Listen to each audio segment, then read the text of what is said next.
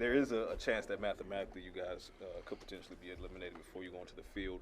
Regardless of that, what has to be? Oh, you said can be eliminated. I thought you were saying we had the 1% chance. You did. You do, as we Right have, now, as we have this conversation. Yeah. But regardless of playoff berth or not, what has to be the message for you guys going into these last 3 games of the season? Yeah, we got to go out and control what we can control, and right now that's our effort, and that's trying to get a win. I mean, we're at the end of the day, spoke on after the game, right? We're professionals, and we got a job to do at the highest level. This is NFL football, and we're all fortunate to get a chance to play this game, and especially particularly with the teammates that we have in this locker room. And, it won't be the same next year, so it's about going and enjoying every moment and making sure you're giving it all for your pride and love for the game, but also for this teammate, your organization, and just the opportunity that you have. None of this is forever, and none of this is promised. So got to just take the field with a grateful attitude and hungry to show who you are and to get better every play. And I know that's what we'll do. There might be some people who could make the argument that last couple games, if you're not in the playoff hunt, to sit you given your health over the last few years.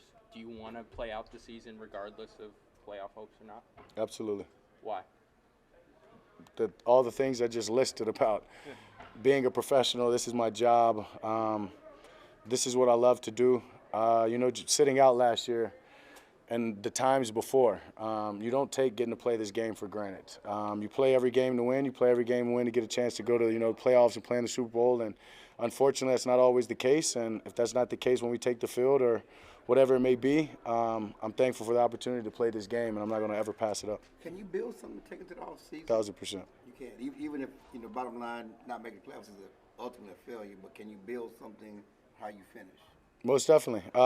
It's all momentum. At the end of the day, you got guys that are coming back, and obviously there's a lot of changes that have to happen or whatever it is with the roster, right? Some things got to be addressed, I guess you can say. But a good bit of these guys will be back, and so it's about, finishing with a good taste in your mouth and something to look forward into next year. Will you be more involved this offseason in terms of talking to Jerry in the front office about, hey, let's get George back, let's get Tay back, and those kinds of things? You saying I've been less involved in the other off seasons? I don't know. Yeah, sure, definitely plan to be. But there's been some issues with getting contracts done sooner rather than later. So I hadn't been involved. does that mean you might make a couple of phone calls? Yeah, get things done a little bit more on the front side.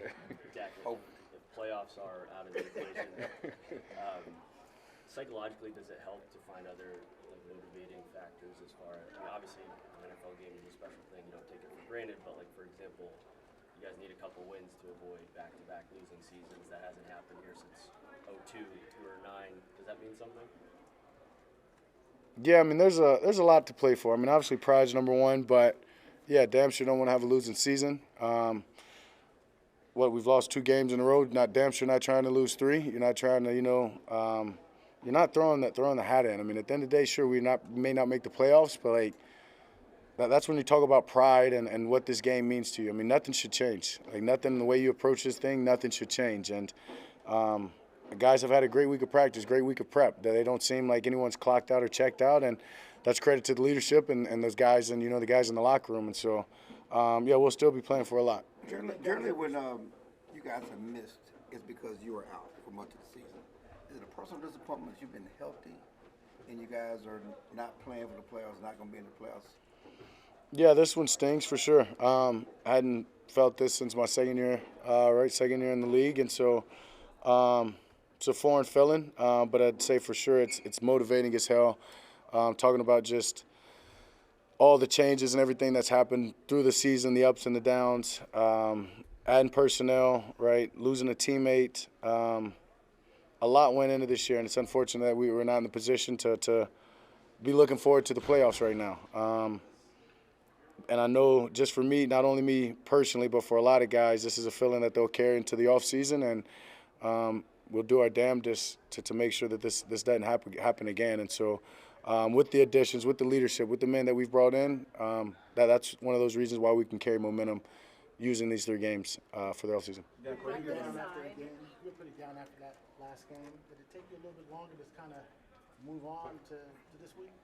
Once I watched the film, it's that kind of does it for me. So got home, watched the film. I guess once you watch it a few times, then you get in here and you watch it, you're right, and discuss it. do the debriefing. Yeah, and then I was over it. It's one of those. The eye in the sky doesn't lie. It's never as good or as bad. I've told you all that as you think. And, I went back and looked at it. I know after the game I was, we couldn't. We actually didn't have that bad of a plan. We had a plan. It just we didn't execute it in the times that we did, and we didn't hurt it, like I said. But it stung because we could have won, and we could have won if we'd have just been better on third down. And forget the cover zeros. I know I was harping on that, but we let one get away from us, and a huge one that's ultimately got us in this position. So I'm over it, but yeah, still doesn't mean it doesn't suck. Dak, what have you learned about Shoddy in year one as a head coach that you didn't know when he was the coordinator? A lot. I mean, when you saw him as a coordinator, you felt his presence. Obviously, you felt his leadership. You knew how he held men accountable. But to take that role into the head coaching job and to do that for both sides of the ball, manage all the different personalities, manage the front office, he's done a hell of a job. Manage the ups, the downs, the trades, the loss, the tragedy. He's done a hell of a job, and he preaches about staying consistent, being the same guy all the way through. And, I saw that as a coordinator, but, when you get in a head coach position, you got a lot more stress factors and different things that you have to handle. You just wonder, was that going to skew a little bit or, sway one way or another? And he's been steady. And that's compliments to him, compliments to his foundation, to his faith. And I know that just that alone has allowed guys to follow him, allowed guys to believe in him and to understand that he's the right guy for us. Jack, do you feel like your level of play this season has reached a new high in your career? Yeah, for sure. And I hope to say the same next year. And that's just the way that, what I've put into this game, the way that I've worked. Going back from being hurt last season, as early as I was, my offseason started a lot earlier, right? And so I think just the individual performance and plays, that was just a lot of the work that I've put in the offseason. And so honestly plan on going into this one doing the same thing, just kind of keeping it ramped and just trying to stay in this groove. A year ago at this time, what were you able to do? I think I was just back walking, right? I don't know. I think so. I mean, yeah, I know I wasn't running. I know I wasn't lifting or anything. I probably was a month or two out of surgery. And so, yeah, probably just back walking without the crutches, I think it was. Yeah, those last few games I put down the crutches. And, yeah, so just to even think about that, right, and to think about that now I'm here and I'm feeling the best that I've had and I'm healthy and I get a chance to take the field with my brothers. Super excited for this opportunity. Bringing it back to Sunday against the. I'm sorry. Go ahead, Chris. We had that This same Chargers question. secondary among the league leaders in interceptions, and usually when you have a high number like that, there's usually like a corner or somebody that has a lot, but theirs is kind of evenly spread. What are you seeing with that secondary and their ability to take the ball away? Yeah, first I see a great pass rush, and it's usually where it starts, and that's not taking any credit away from the secondary guys. I'm sure that'd be their first answer. Starts with Khalil and the rest of the guys up front, getting to the quarterback and making guys throw, errant passes or throw the ball, or if you just watch it on film, guys are getting hit as the ball's going in the air, and that's why you see all different guys making plays on the ball. So that's a team thing, and it's not just the secondary playing sticky covers, but that's them understanding one guy's responsibility and playing to the strengths of it, and they're hell of a defense and well coached, and we've got to be on it. What's and this for the fans, I'm sorry, one more thing. For the fans that don't get to watch a lot of Chargers defense, tell them about Derwin James. Animal.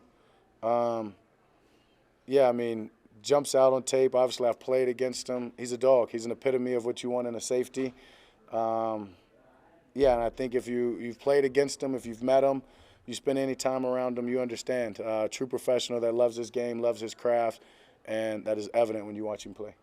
You mentioned the pass rush. Just talk about Khalil Mack and the ability to continue to play at this level at this point in his career. Yeah, standard. I mean, like you just said, man, I don't know how many years it is, but it's been a while that, you're still making all your protections to block Khalil Mack. And when you're that good of a player for that long, that's impressive. That takes a lot of due diligence. It takes a lot of taking care of your body and just doing all the right things. And speaking about Derwin, Khalil's the same way. I mean, they've got two great guys over there, and I'm sure it's more. And so the leaders of their defense. And, yeah, for us it's about blocking Khalil up and making sure we can take advantages downfield when we can. George has talked about the increased double coverage and cloud coverage he's been getting the last 2 weeks. I know it's easier said than done, but how do you guys kind of persevere through that to get him the ball?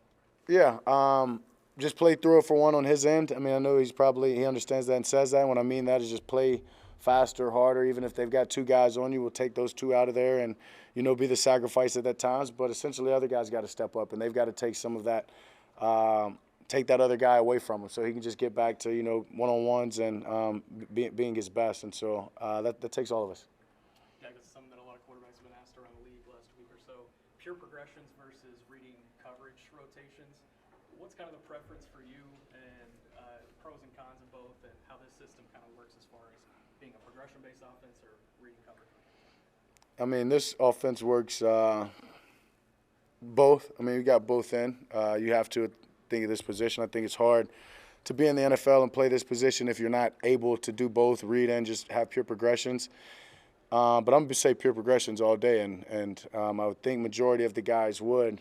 However, when you're playing against certain teams and certain coverages, and there's a time when you want to attack a certain coverage or a certain spot in the defense that you want to just be right, pick a side coverage or however you want to call it. You want to read the defense and go away from rotation or to it, right, depending on your play call. So honestly, I think it depends on the defense you're playing and what are they best at that decides if you go into your game plan with more or the other. Likely the final. Pop off your head as far as ones that challenge that the most in the league?